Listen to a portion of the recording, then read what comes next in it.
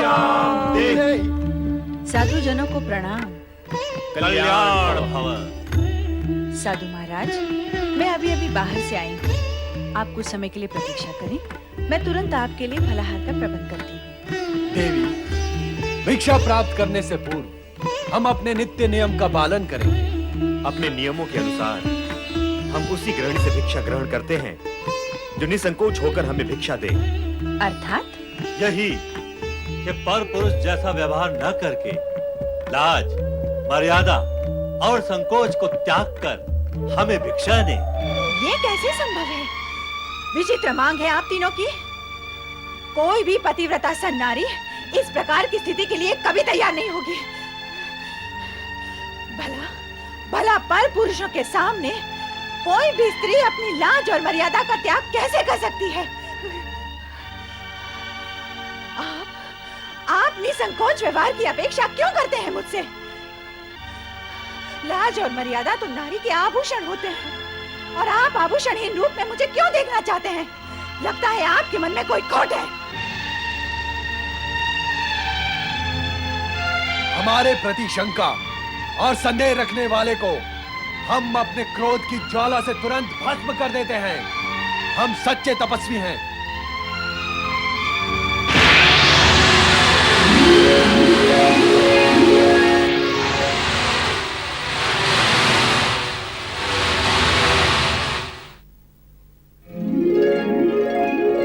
यदि तू स्वयं को इतनी महान सती समझती है तो तेरे मन में विकार ने क्यों प्रवेश किया? और यदि तेरे मन में विकार नहीं है तो तुझे तुरंत हमारी मांग स्वीकार कर लेनी चाहिए। बुद्धि भ्रमित नारी, ये मत भूल, यदि तूने हम तीनों महात्माओं को बिना भिक्षा दिए लौटा दिया तो इसका परिणाम, विनाशकारी परिणाम तुझे जीवन भर भुगतना होगा। नहीं साधुजन, नहीं। आप रुके। क्यों रुके? क्या अपना अपमान करवाने के लिए रुके? जब हमारी मांग पूरी नहीं हो सकती तो हम क्यों रुके? किंतु साधु द्वार पर आकर लौट जाएं, ये तो उचित नहीं है। उचित अनुचित का विचार करने वाले हट नहीं क्या करते अनसुईया? और हट करने वाले गृहस्थों के यहाँ हम साधु अन्न जल ग्रहण नहीं करते। इसलिए हमारा लौट जाना ही उचित होगा। ऐसा अनर्थ ना करे साधुजन। अनर्थ से बचना चाहती हो तो हमारे शब्दों का अर्थ समझो। अर्थ समझ लेने के पश्चात उन शब्दों पर आचरण भी करो। इसी में तुम्हारा कल्याण है अनसुईया। हमारी मांग स्वीकार कर लो। शीघ्र ही ऐसा अवसर आएगा जब तुम ब्रह्मा, विष्णु, महेश इन तीनों की माता बनोगी। मैं माता बनूंगी?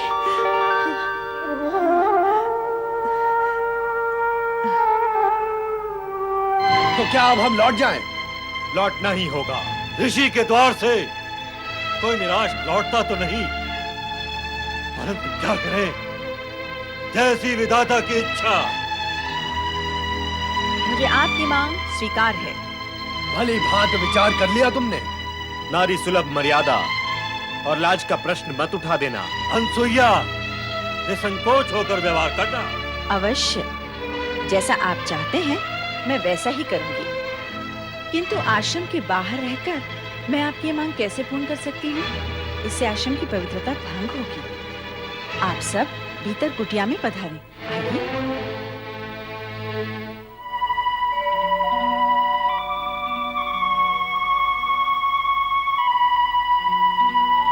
स्वामी, ये त्रिदेव मेरी परीक्षा लेकर मेरी मनोकामना पूर्ण करने आए हैं।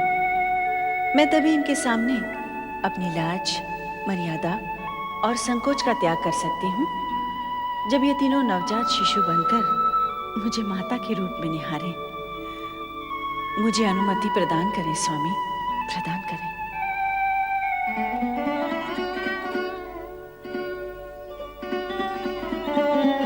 पधारे महात्मागण, अपना आसन ग्रहण करें। तत्पश्चात मैं आपके आदेश का पालन करके आपकी मांग पूर्ण करूंगी। मेरी लाज, मर्यादा और पतिव्रत धर्म की रक्षा हो।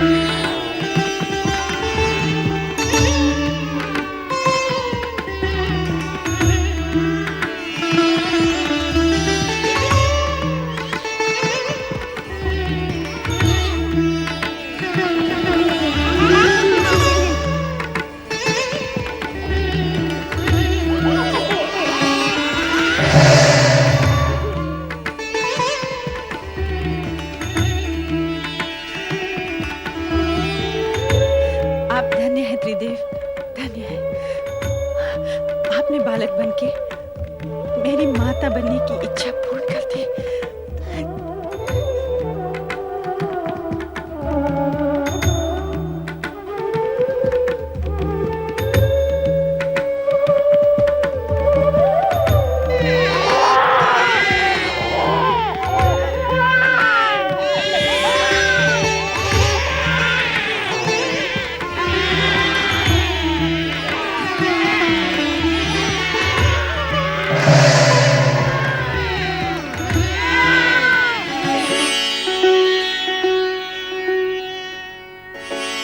देवी पार्वती, आप चिंतित लग रही हैं।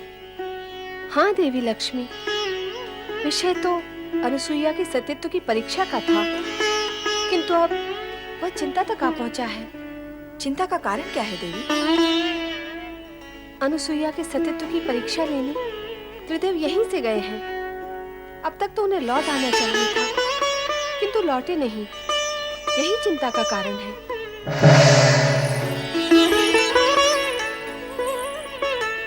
आओ देवी सरस्वती, आपका स्वागत है। स्वागत कर रही हो, किंतु उदास हो। लगता है विषय वही अनुसुईया की महान सती होने का है। ऐसा ही कुछ है। त्रिदेव भी यही मानते हैं कि वो जगत की सर्वश्रेष्ठ सती है। नहीं, सर्वश्रेष्ठ नहीं। हाँ, वो चाहे जितनी बड़ी सती हो, हमसे बड़ी सती नहीं हो सकती। हम भी यही कहती हैं। हाँ, हमारा भी यही मानना है कि वो हमसे बड़ी सती नहीं हो सकती है। नारायण नारायण। त्रिदेवियों को नारद का प्रणाम।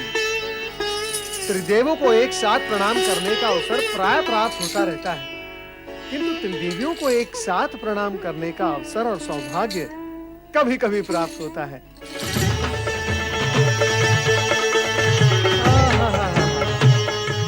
आज कैलाश पर त्रिदेवी सम्मेलन है। अवश्य ही कुछ विशेष प्रसंग होगा, किंतु त्रिदेवियों की शोभा तो त्रिदेव से है। कहाँ है त्रिदेव?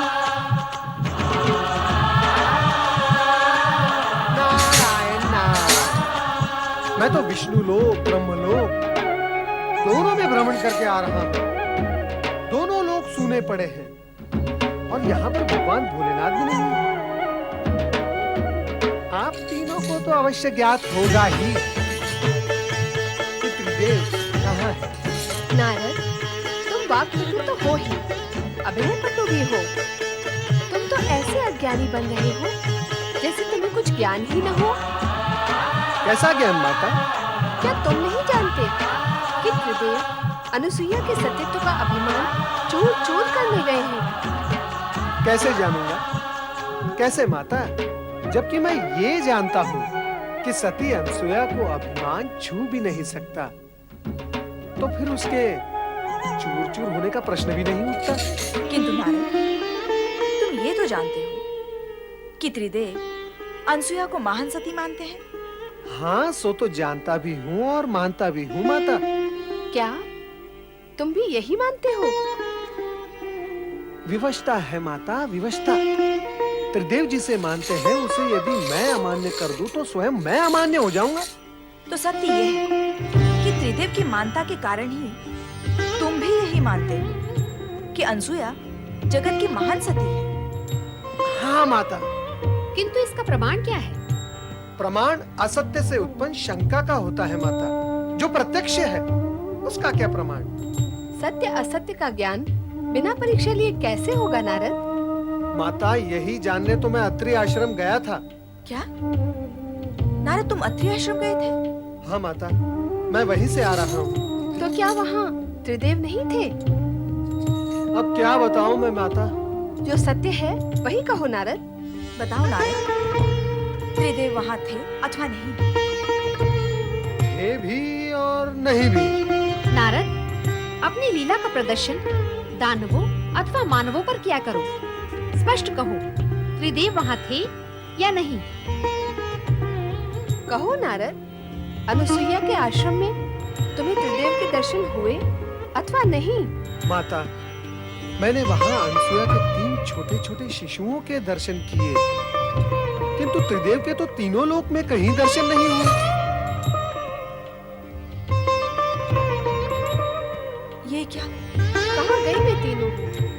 नारद, तुमने ये क्यों कहा कि त्रिदेव वहां थे भी और नहीं भी? नारायण नारायण, माता मैं तो कण कण में प्रभु के दर्शन करता हूँ। सती अनसुया के उन तीनों शिशुओं में भी मैंने त्रिदेव के दर्शन किए, बस इसीलिए कह दिया कि वे वहां थे। नारद, अपने से बड़ों के साथ ऐसा निर्मल विरोध करते हुए तुम्हें तनिक भी संकोच नहीं होता? मैंने कोई विनोद नहीं किया माता। रही बात संकोच की, सो तो भक्तों को संकोचहीन करने में त्रिदेव भी कब संकोच करते हैं। अभिप्राय क्या है तुम्हारा? कोई अनर्थकारी अभिप्राय नहीं है माता, सरल और स्पष्ट अभिप्राय है कि जब तक भक्त निसंकोच होकर त्रिदेव से वरदान नहीं मांगते, तब तक त्रिदेव भी निसंकोच होकर भक्तों को वरदान नहीं देते। तो तुम्हारा अभिप्राय है कि त्रिदेव अनुसुईया को निसंकोच होकर वरदान देने गए हैं? माता, कहा न मैंने कि मैंने त्रिदेव को तीनों लोक में कहीं नहीं देखा। तो फिर गए कहाँ? माता, आप तीनों मुझसे और मैं आप तीनों से यही प्रश्न पूछ रहा हूँ कि वे गए कहाँ। नारद, तुम जब अत्रि आश्रम गए थे तो तुमने अनुसुईया से उनके विषय में नहीं पूछा? तो क्या अनसुया ने 3 शिशुओं को एक साथ जन्म दिया है? हमें तो इस विषय में भी कुछ ज्ञान नहीं था कि अनसुईया माँ बनने वाली है। पर माँ बनने वाली इतनी कठोर तपस्या कैसे कर सकती है? नारायण नारायण, कहीं ऐसा तो नहीं हुआ कि सती अनसुया की परीक्षा लेने गए त्रिदेव को स्वयं परीक्षा देनी पड़ गई हो? नारायण नारायण, अर्थात पृथ्वीलोक की भाषा में उन्हें कहीं लेने के देने पड़ गए हो। और फिर ये आवश्यक भी तो नहीं कि सदा त्रिदेव परीक्षा देने पर उत्तीर्ण ही हो जाए। नारद, तुम हमारी चिंता कम करने की अपेक्षा उसे बढ़ा ही रहे हो। माता, यदि मेरे वश में होता तो मैं आप तीनों की चिंता कम क्यों करता?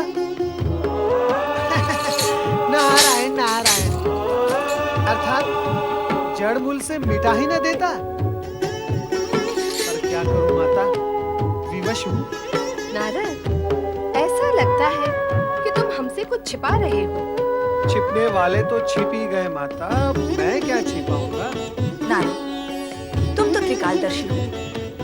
दिव्य दृष्टि से देखकर बताओ कि इस समय त्रिदेव कहाँ है? दिव्य दृष्टि और दिव्य शक्ति से तो आप तीनों भी संपन्न हैं माता। फिर आप ही स्वयं अपनी दिव्य दृष्टि का उपयोग करके देख लें कि आपके पति कहाँ हैं, कैसी स्थिति में हैं और क्या कर रहे हैं। अब तो हमें यही करना होगा। हम व्यर्थ ही उद्विग्न हो रहे हैं। चलो देखते हैं।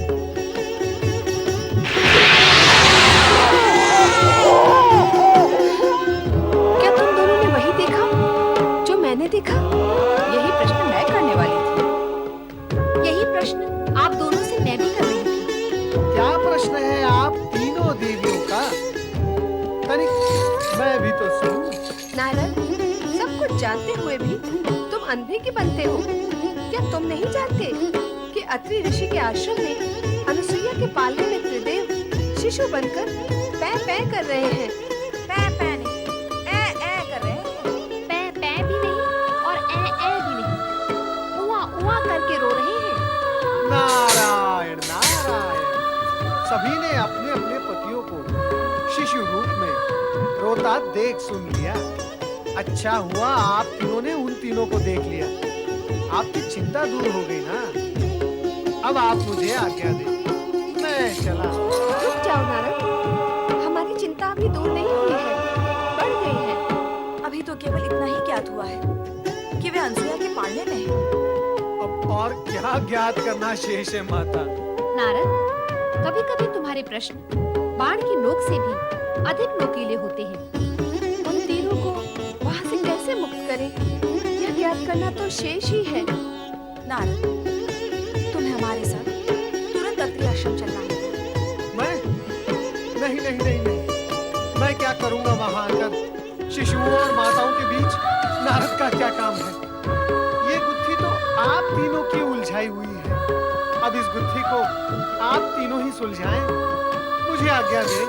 नारायण नारायण। हम नारद का आश्रय क्यों लें? क्यों ना हम स्वयं ही अत्रि आश्रम चलें? यही करना होगा। आओ चलो।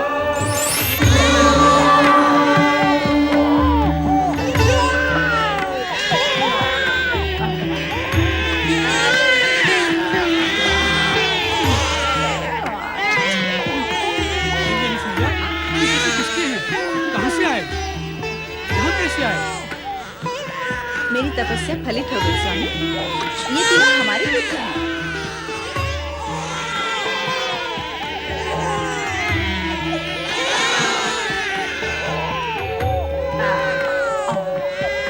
ऋषिवर अत्रि,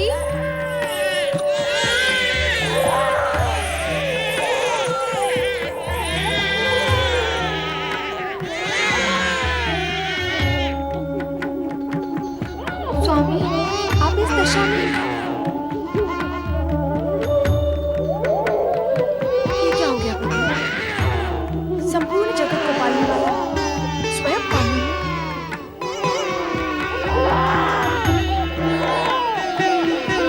ये कैसे हुआ ब्रह्मदेव? ये तुमने क्या किया अनुसुईया? क्यों किया तुमने ऐसा? त्रिदेव को इस स्थिति तक पहुंचाने में तुम्हें तनिक भी संकोच नहीं हुआ? अर्थात आप इस सत्य को स्वीकार करती हैं कि मैं निसंकोच होकर ये सब कर सकती हूँ। तो विचार करें कि संकोच करते हुए मैं जो करती उसका रूप स्वरूप क्या होता। अभिप्राय क्या है तुम्हारा? अभिप्राय तो कभी कुछ भी नहीं था मेरा। अभिप्राय तो आप तीनों देवियों का था, जिसे लेकर आपके पतिगण मेरी परीक्षा लेने आए थे।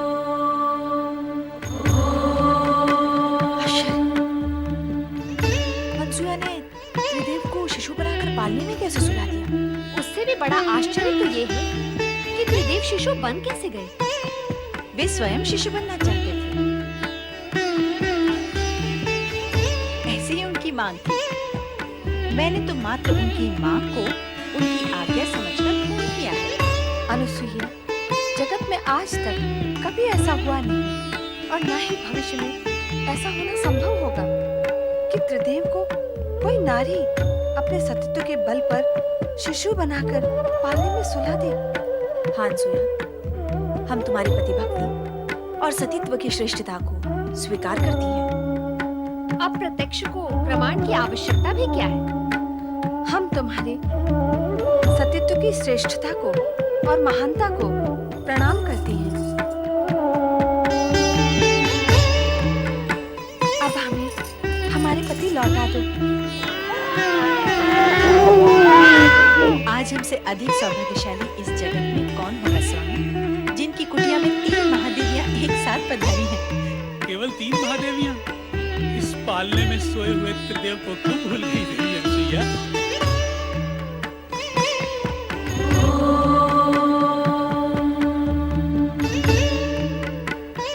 ऋषिवर, कृपा कर अनुसुईया से कहें कि वे त्रिदेव को उनके मूल रूप में प्रकट करें। क्या त्रिदेव स्वयं ऐसा नहीं कर सकते? नहीं, अनुसुईया की सतीत्व की शक्ति ने उन्हें शिशु बनाया है। अब वही शक्ति उन्हें मूल रूप दे सकती है। त्रिदेव कभी भी अपने भक्तों की शक्ति के विरुद्ध अपनी शक्ति का उपयोग करके उनको अपमानित नहीं करते, कारण कि भक्तों के पास भी त्रिदेव की ही शक्ति होती है। यदि त्रिदेव को अपनी शक्ति का प्रयोग करना ही होता तो वे शिशु बनते ही क्यों? अनुसुईया के सतीत्व की श्रेष्ठता का सम्मान का ध्यान रखकर अब वे अपने मूल रूप में स्वयं नहीं आएंगे। जब उन्होंने अनुसुईया के सतीत्व की श्रेष्ठता को स्वीकार किया है तो उनकी इच्छा का अवश्य सम्मान करेंगे। अतः ऋषि, आप ही अनुसुईया से कहें त्रिदेव को अपने मूल रूप में प्रकट करें। ब्रह्मा, विष्णु, महेश ने तुम्हारी मनोकामना पूर्ण की देवी। यदि तुम इन्हें शिशु बनाकर रखोगी तो संपूर्ण जगत की व्यवस्था और स्थिति अस्त व्यस्त हो जाएगी। त्रिदेव को उनका मूल रूप प्रदान करो देवी अनुसुईया।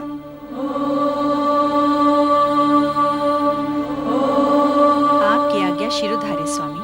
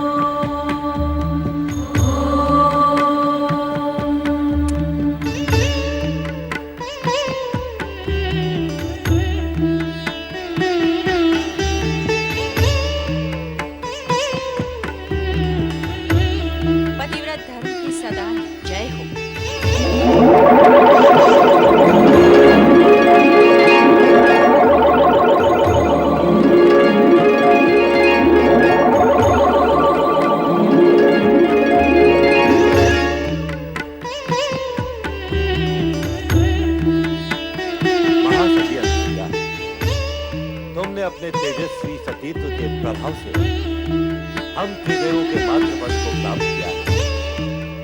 हम तुम्हें माता के रूप में प्रणाम करते हैं। मेरा और आप तीनों का माता और पुत्र का संबंध बन ही गया है, तो मेरी हार्दिक इच्छा है कि आप त्रिदेव एक ही रूप में अत्रि पुत्र के रूप में स्थापित हो। माता, आपकी हार्दिक इच्छा अवश्य पूर्ण होगी। हम त्रिदेव एक रूप लेकर दत्तात्रेय का अवतार धारण करेंगे, जो अत्रिपुत्र कहलाएगा। और यह अत्रिपुत्र दत्तात्रेय पालनकर्ता श्री हरि विष्णु के अवतार स्वरूप सारे जगत में प्रसिद्ध होगा।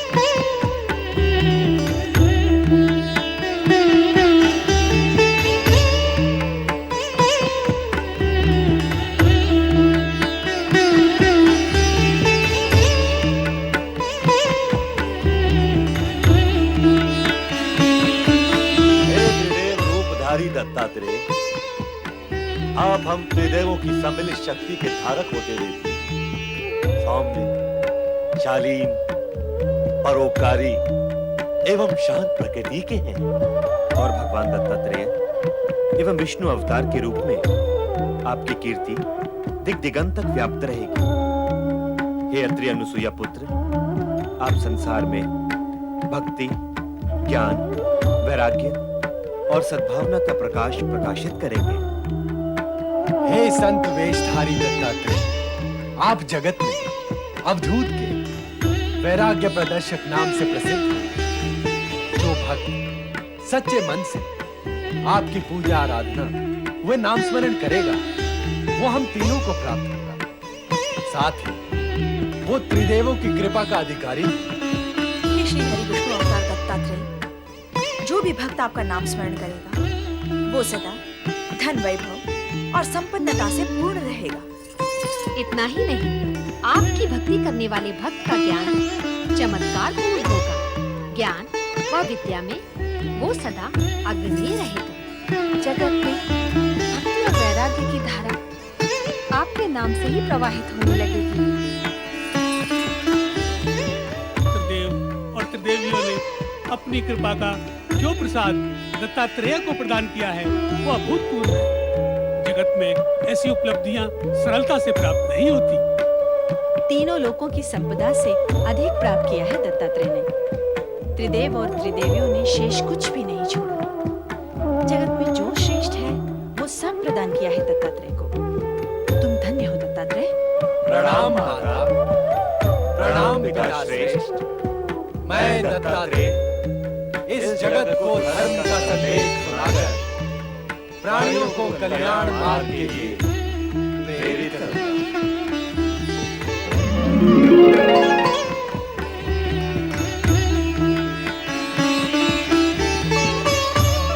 माता, आप उदास न हो।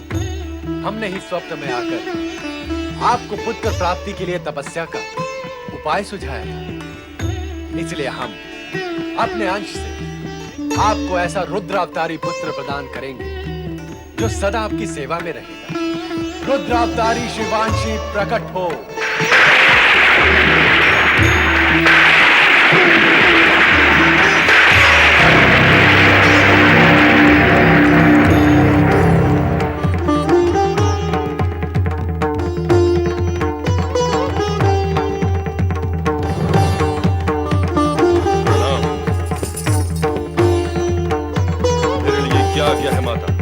पुत्र, सदा मेरे साथ रहो और प्राणियों के कल्याण कार्य में सदा मेरी सहायता करो। अवश्य माता, मैं आपकी आज्ञा का पालन करूंगा, पर साथ ही साथ उन दुष्कर्मियों को दंड भी अवश्य दूंगा माता, जो नीति नियम और धर्म का पालन नहीं करेंगे और हमारे सम्मान को ठेस पहुंचाएंगे। देवेश्वर, आपका ये रुद्रावतार तो जन्म से ही रौद्र रूप धारण करने लगा है। इसे कहिए कि अपने क्रोध पर अंकुश रखिए। रुद्रावतारी शिवांशी, यदि तुमने अपने क्रोध पर संयम नहीं रखा तो जनसाधारण तुम्हें शिवांशी न कहकर दुर्वासा के नाम से पुकारेगा। जनसाधारण मुझे क्या पुकारेंगे इसकी मुझे तनिक भी चिंता नहीं है प्रभु। मैं तो मात्र इतना चाहता हूँ कि वे दुष्कर्मी मुझसे भयभीत हो, ताकि वे पाप कर्मों से बचे रहें। स्वामी, आपने स्वयं मुझसे कहा था कि आप ऐसे रुद्रावतार को प्रकट करना चाहते हैं जिसके भय से लोग अनाचार तथा अत्याचार करने से बचे रहें। अब शिवांश को अत्रि अनुसुईया के पुत्र के रूप में प्रकट करके वह कथन सत्य कर दिखाया। पुत्र, तुम्हें देखकर ऐसा प्रतीत होता है कि अपने स्वभाव के कारण तुम दुर्वासा के नाम से ही प्रसिद्ध होगे। आपके वचन सत्य सिद्ध होंगे माता पार्वती। अब मुझे आज्ञा दे, मैं देहाग्नि से तप रहा हूं, शीघ्र स्नान करके शांत होना चाहता हूं। माता अनुसुईया, मैं स्नान करके लौटूंगा। मेरे लिए भोजन की व्यवस्था अवश्य करो। अब आप हमें आज्ञा दीजिए।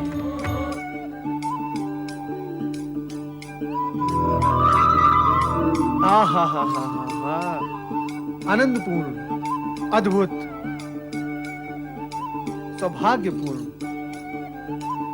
मेरे तीनों आराध्य महादेवता और महादेवियां एक साथ गमन कर रहे हैं, फिर मुझे दर्शन क्यों नहीं देते? ऐसा सौभाग्यपूर्ण सुअवसर मुझे कब मिलेगा? कृपा निधान, मुझे दर्शन दें, मुझे दर्शन दें।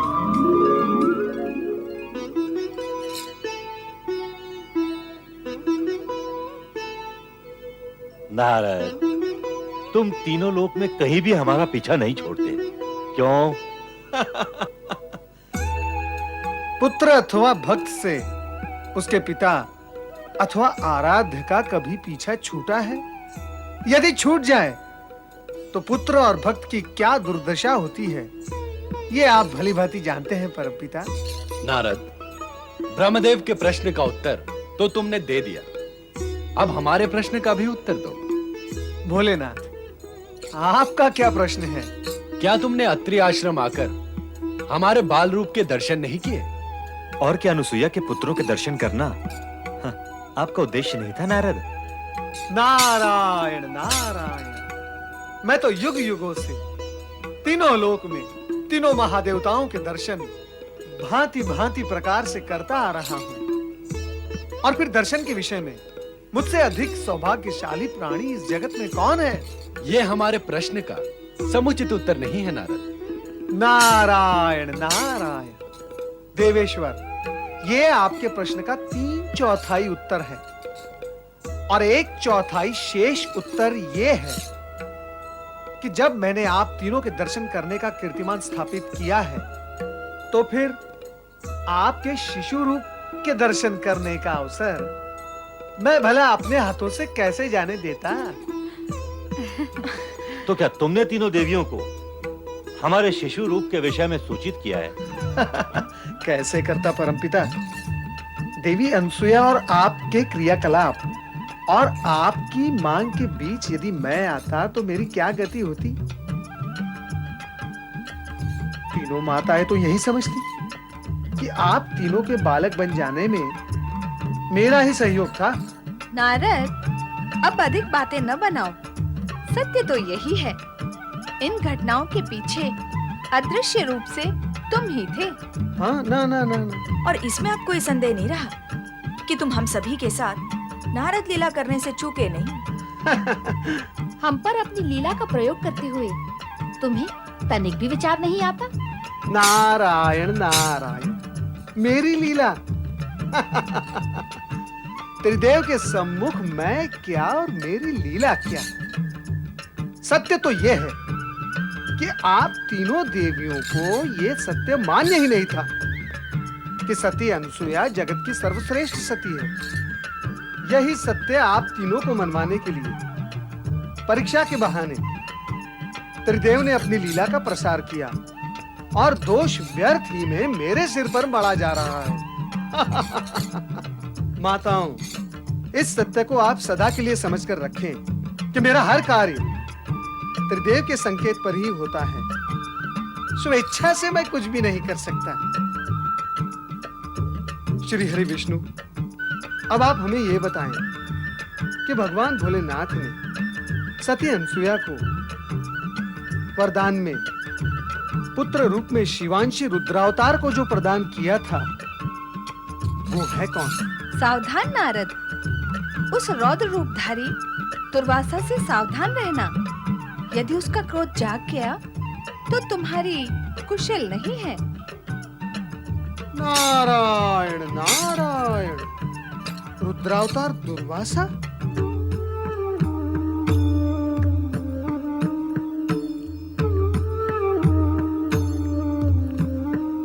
धीरे धीरे खाओ पुत्र, ऐसी शीघ्रता से भोजन करना स्वास्थ्य के लिए हानिकारक होता है। माता, भूख की अग्नि को शीघ्र शांत कर देना चाहिए, अन्यथा वो फैल जाती है।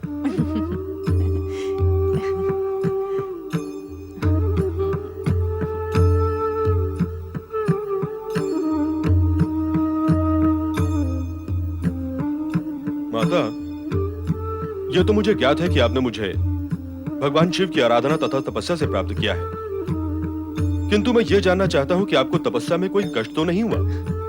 मैंने दृढ़ निश्चय के साथ तपस्या की थी पुत्र, इसलिए कष्ट का तो प्रश्न ही नहीं था। हाँ, उस समय एक बाधा अवश्य आई थी। बाधा? कैसी बाधा माता? स्वर्ग के अधिपति देवराज इंद्र ने मेरी तपस्या में बाधा पहुंचाने की चेष्टा की थी। उसने मुझे स्पर्श करने का प्रयत्न किया था। आपकी इस तपस्या में बाधा पहुंचाने वाले इंद्र को अपने इस दुष्कर्म का परिणाम भोगना होगा माता, अवश्य भोगना होगा। रुद्रावतारी शिवांशी अपने रौद्र रूप पर संयम व नियंत्रण नहीं रख सकते थे। अतः भगवान शिव की ये भविष्यवाणी कि जन साधारण उन्हें शिवांशी न कहकर दुर्वासा के नाम से पुकारेंगे, सत्य ही सिद्ध हुआ। कारण कि दुर्वासा तनिक सी अनुशासनहीनता व अनीति पर व्यग्र हो उठते थे और क्रोध पर अपना नियंत्रण खोकर स्वयं को सहज सीमाओं में रखने में असमर्थ हो जाते थे। तुम इतने व्यग्र क्यों हो रहे हो पुत्र? क्या कारण है? माता, इस आश्रम की सीमाओं ने मुझे बांध दिया है। लगता है कि बंधन मेरे स्वभाव को स्वीकार नहीं है माता। यही कारण है कि मैं इतना व्यग्र और व्याकुल हो रहा हूं। माता, कृपा करके मुझे इस आश्रम से बाहर भ्रमण करने की आज्ञा और सुविधा प्रदान करें। व्यग्रता स्वास्थ्य के लिए हानिकारक होती है पुत्र। तुम इस व्यग्रता के घेरे से बाहर आओ तथा तनिक वन प्रदेश में घुमाओ, किंतु शीघ्र ही लौट आना। मुझे तुम्हारे स्वभाव के कारण तुम्हारी चिंता लगी रहती है। आप तनिक भी चिंता न करें माता, मुझ पर भगवान शिव की सदैव कृपा रहती है। व्यग्रता शांत होते ही मैं शीघ्र लौट आऊंगा। ओम नमः शिवाय, ओम नमः शिवाय, ओम नमः शिवाय, ओम नमः शिवाय, ओम नमः शिवाय, ओम नमः शिवाय, ओम नमः शिवाय, ओम नमः शिवाय।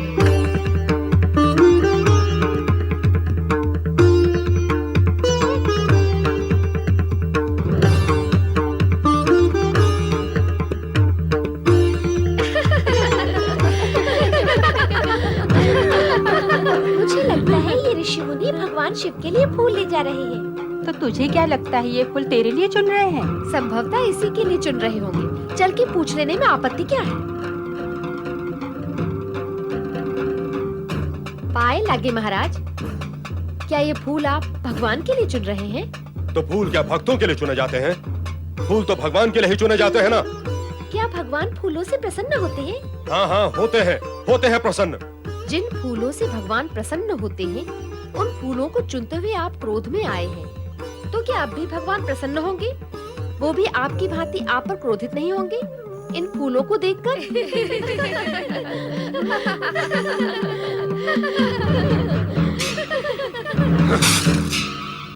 नारायण नारायण नारायण, लक्ष्मी नारायण नारायण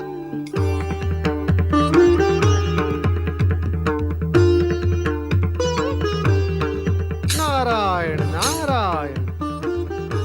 हैं तो कोई ऋषि, परंतु ये नए ऋषि है कौन? इससे पहले तो मैंने इन्हें कभी देखा नहीं।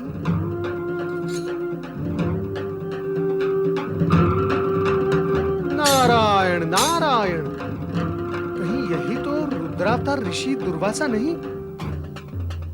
माता पार्वती ने मुझसे कहा था कि ये अत्यंत क्रोधी स्वभाव के ऋषि हैं, इनसे सावधान रहना नारद। नारायण नारायण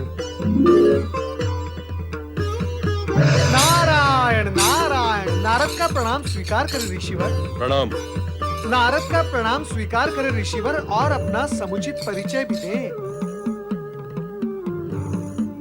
मेरी माता का नाम सती अनसुईया है और पिता का नाम... आपके पिताश्री का नाम अत्रि ऋषि है, और यदि मेरा अनुमान सही है तो आप ही रुद्रावतार ऋषि दुर्वासा हैं। यदि जानते हो तो फिर पूछते क्यों हो? क्यों बार बार मेरा मार्ग अवरुद्ध करते हो? और यदि पूछते ही हो तो संपूर्ण बात सुने बिना बीच में क्यों बोलते हो? ऐसे व्यवहार के पीछे तुम्हारा प्रयोजन क्या है? मेरा प्रयोजन है आपके स्वभाव की उग्रता को विनम्रता में बदलने का। किसने कहा कि मेरा स्वभाव उग्र है? माता पार्वती ने। इसीलिए तो मैं आपकी सेवा में उपस्थित हुआ हूँ। क्या आप माता पार्वती का कोई संदेश लेकर आए हैं? आपके क्रोधी स्वभाव की सूचना माता पार्वती से प्राप्त होने पर आपके लिए संदेश तो बन ही जाता है ना ऋषिवर। क्या है वो संदेश? आपके हित में है आपके क्रोधी स्वभाव को शांत करने का। परंतु वो संदेश है क्या? सत्य से पूर्ण वो संदेश यही है कि आप काशी तीर्थ जाकर भगवान भोलेनाथ की आराधना करें। भगवान शिव की आराधना से मेरा क्रोध शांत कैसे होगा? वो तो स्वयं रुद्र है, संहारक देवता है। क्रोध के आवेश में उन्होंने अपना तीसरा नेत्र खोलकर कामदेव को भस्म कर दिया था। क्या तुम ये सब नहीं जानते? जानता हूँ, भली भांति जानता हूँ, किंतु संभवतः आप इस सत्य को नहीं जानते कि काशी का दूसरा नाम आनंद कानन है। काशी है भगवान भोलेनाथ का सबसे प्रिय क्षेत्र। भगवान भोलेनाथ काशी में सदा आनंद स्वरूप में रहते हैं तथा अपने भक्त जन को शांत करके आनंदित करते हैं। आप स्वयं वहां जाकर इस सत्य का अनुभव करें। किंतु गंगा तट पर बसी काशी तो अत्यंत विस्तार में है। मुझे ऐसा एकांत स्थान बताओ जहां मैं बिना किसी बाधा के शिव का ध्यान करते हुए तपस्या कर सकूं। गंगा नदी के पूर्व दिशा प्रवाह के उत्तर की ओर एक एकांत सरोवर है जिसका नाम कामकुंड है। स्वयं भगवान भोलेनाथ ने ये कहा है कि कामकुंड के समीप शिवलिंग की स्थापना कर उसकी अखंड आराधना करने से मनुष्य की सभी कामनाएं पूर्ण होती है। आप कामकुंड के समीप दुर्वेश्वर शिवलिंग की स्थापना कर उसके सम्मुख बैठकर भगवान भोलेनाथ के ध्यान में मग्न हो जाएं। फिर आप देखें कि भगवान भोलेनाथ क्या चमत्कार दिखाते हैं। प्रणाम ऋषिवर। आनंद कानन, काशी नगरी।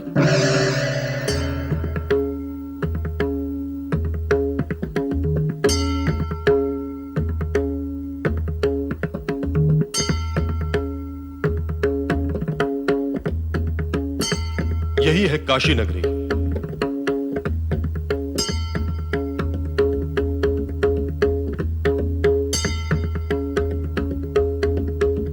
वो रहा कामकुंड।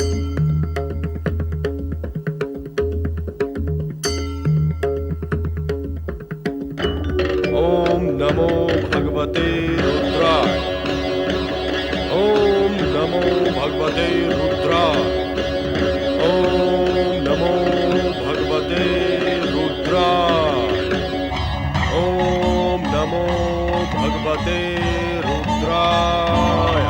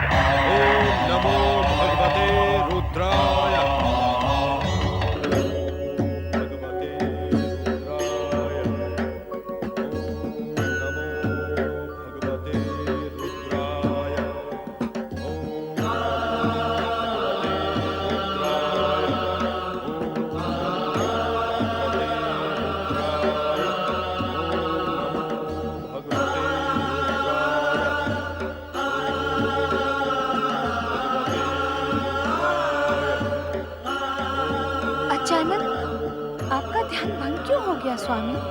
रुद्रावतार दुर्वासा के जप के प्रभाव से ऐसा हुआ है देवी। नारद ने दुर्वासा का क्रोध शांत करने के लिए उन्हें हमारे आराधना का परामर्श दिया था। क्या आपकी आराधना करने से उनका क्रोध शांत हो जाएगा? आप मुस्कुराकर मौन क्यों हो गए स्वामी? हमें तुम्हारे भोलेपन पर विचार आ गया। इतना ज्ञान तो तुम्हें भी है कि क्रोध और आराधना दोनों कभी एक स्थान पर आमने सामने नहीं होते। दुर्वासा अपने क्रोधी स्वभाव को शांत करने के लिए आराधना कर रहे हैं, परंतु उनका क्रोधी स्वभाव आराधना से शांत होता है अथवा नहीं, यह जानने के लिए तो प्रतीक्षा करनी होगी। साथ ही हमें उनके धैर्य की परीक्षा भी लेनी होगी। ओम नमो भगवते रुद्राय।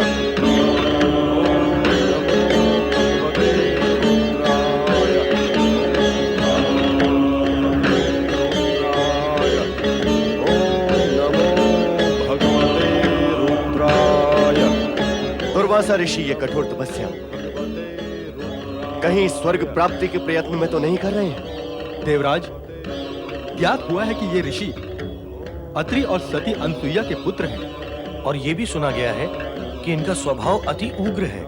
नारायण नारायण। देवराज, ऋषि दुर्वासा तपस्या कर रहे हैं अपने क्रोधी स्वभाव को शांत करने के लिए, ना कि आपके स्वर्ग पर अधिकार प्राप्त करने के लिए। और आप उन्हें छेड़ने का प्रयत्न कदापि ना करें, अन्यथा परिणाम भयंकर हो सकते हैं। नारायण नारायण।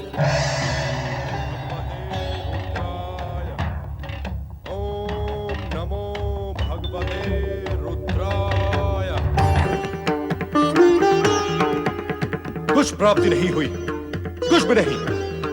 मेरी समस्त तपस्या एवं आराधना व्यर्थ सिद्ध हुई, व्यर्थ। मैं व्यर्थ ही नारद के बहकावे में आ गया।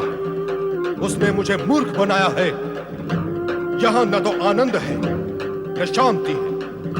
ये काशी मात्र निराशा की भूमि है, निराशा। मैं इसी क्षण इसे श्राप देकर इसकी महिमा को नष्ट भ्रष्ट कर दूंगा, नष्ट भ्रष्ट कर दूंगा, नष्ट भ्रष्ट कर दूंगा, नष्ट भ्रष्ट कर दूंगा।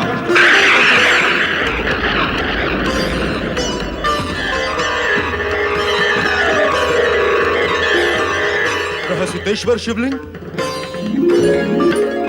रुद्रावतार दुर्वासा, काशी को शापित करने की शक्ति किसी में नहीं है।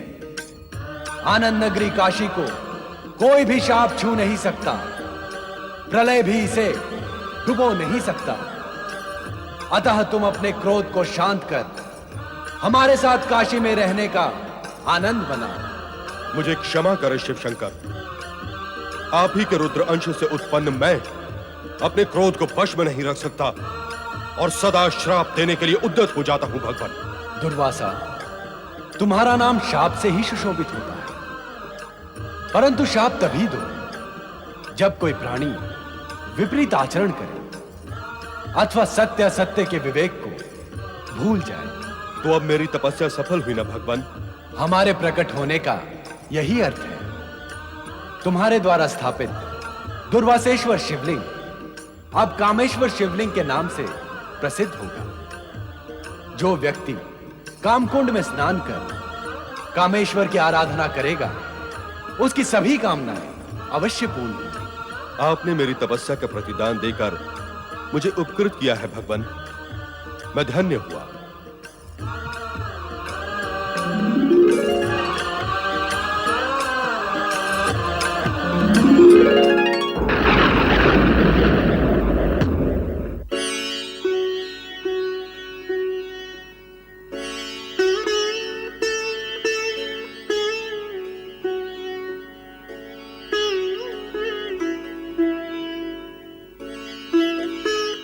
क्या बात है देवी, तुम उदास क्यों हो? इसका भी कारण है स्वामी।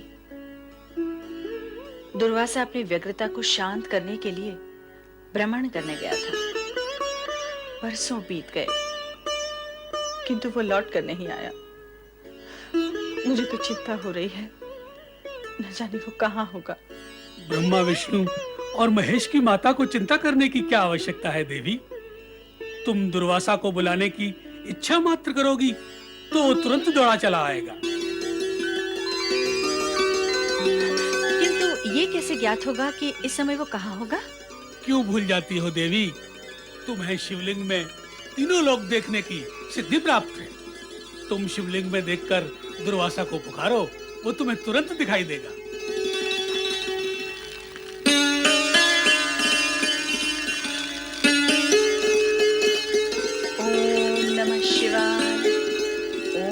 नमः शिवाय। दुर्वासा, पुत्र दुर्वासा, कहाँ हो तुम? ओम नमो भगवते रुद्राय। पुत्र दुर्वासा, कहाँ हो तुम? माता, तुम शीघ्र आश्रम लौट आओ पुत्र, मैं तुम्हें देखने के लिए व्याकुल हूँ। माता की आज्ञा शिरोधार्य, मैं स्वयं आप लोगों से मिलने के लिए व्याकुल हूँ। माता। व्याकुल दुर्वासा माता पिता के दर्शनार्थ प्रस्थान करते हैं। जिस प्रकार ऋषि दुर्वासा ने महेश्वर शिव के दर्शन प्राप्त कर अपना जीवन धन्य किया,